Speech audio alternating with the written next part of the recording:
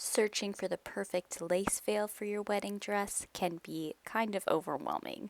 You might wonder if you should be accessorizing with a simple raw edge veil or trying to match your dress lace exactly with a matching lace veil. Well, don't worry. We are going to talk about the different types of lace options that are available for you so that you can create the perfect look for your special day. Each veil that I make is the beginning of this family's legacy. If you have a fairly simple wedding dress, like this bride, perhaps in a crepe or a silk, then it is pretty easy to choose a veil because the sky is the limit when it comes to the lace that you choose for your wedding veil.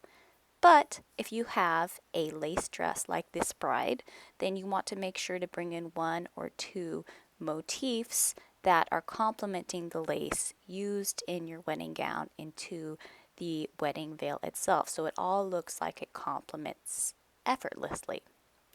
Let's go over the styles of lace that exist so that you can choose one that complements your gown. We start with the French Alençon lace, which is one of the more popular styles. It has a much more three-dimensional textured look since the motifs are outlined in satin cords. This makes it photograph so beautifully because the cording really makes it pop. This is an example of the nostalgia lace, which is a French design because it has those corded outlines. It has a gorgeous scallop shape. Most of the designs will come in either white, off-white, or ivory. Similar to my nostalgia lace is the Monet lace, which is a similar French design. The difference is this one is a tiny bit daintier and it has these gorgeous swirls. So it works well with any gown that has lace with a swirling type of detail or a more organic feel. Another popular French lace is the classic lace, which is just what its name implies. It is classic in nature, fairly sophisticated and timeless. It's never going to go out of style. It's the perfect width too, not too wide, not too skinny. Also, as a side note, most of these lace trims can be beaded with either rhinestone beading or what you see in this photo, which is the classic lace beaded with clear and silver lined zec beading. I go back to this lace trim again and again. I do think it is one of my favorites. It is called Enchanted, and it's so romantic. So any bride who loves romance, who loves femininity, I mean, this one really does call your name. It certainly calls mine. French lace designs don't even have to be in a solid border. This is called midsummer, and it's more of the applique style, definitely reminiscent of spring, summer weddings where those florals are in bloom. Let's move on to a different type of lace. This is Chantilly lace.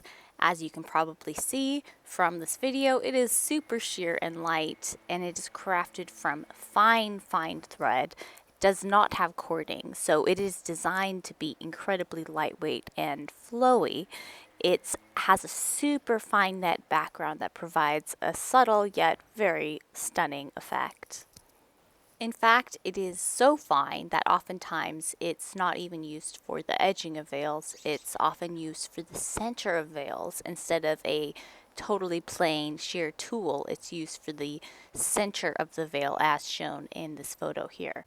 Here we see another Chantilly that actually is used for the edge of veils. It is called the ethereal lace, and I love it because it has the delicate eyelash. Moving on to an even thinner lace, this is oh so soft. It also does not have any cording, so it's really lightweight. It can come with or without the eyelash. I love it both ways. It is really dainty and not overpowering. It has some gorgeous scallops to bring out a bride's scalloped wedding dress.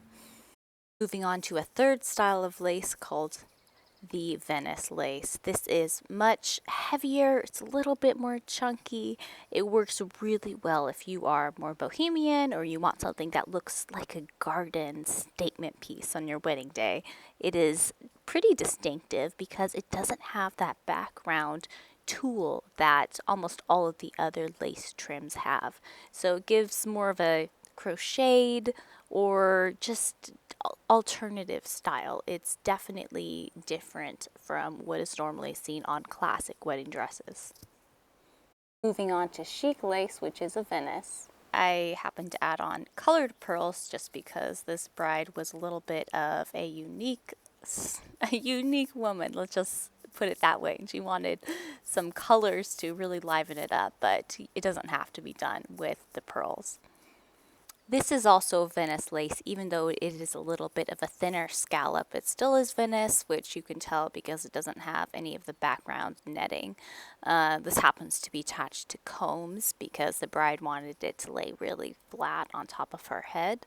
But as you can see, it has these beautiful little daisies, and I just think it's such a fun, pretty, whimsical lace. It's pretty different from what I've seen. One final style that I want to just briefly touch on is this metallic embroidery. It's not exactly a lace, actually, but it is a really pretty finish that I think deserves a mention for brides who want an eye-catching focal point. This is a silver embroidered design. We have a thinner one, we have a thicker one, but you can also do it in gold, and it's not exactly lace, but kind of gives that appearance, so I thought it deserved a shout out. So now it's your turn. Do any of these lace trims catch your eye? And if so, make sure to grab the link in the description to see your own sample swatches in person.